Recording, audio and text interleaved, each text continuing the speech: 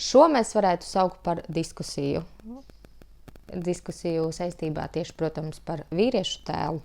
Iekšējais, kas ir tev, Ieva, un ārējais, kas ir man.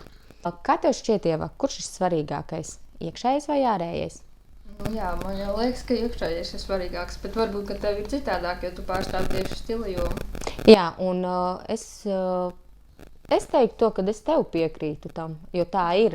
Jo, kā es esmu vienmēr arī teikusi cilvēkiem, vīriešiem tieši, kad ja nav iekšējais tēls sakārtots, ārēji var izskatīties perfekti, var arī izskatīties slikti, šīs visas lietas var būt, bet tomēr es caur, pieņemsim, manus klientus, es tomēr gribētu, lai sākumā šie klienti iziet caur iekšējām sajūtām, kas ir pie tevis, un pēc tam šie klienti dodās pie manis, jo viņiem būs lielāka jauda, un viņi izskatīsies daudz skaistāk tieši ar ārējo tēlu, un kas ir ļoti būtiski un svarīgi.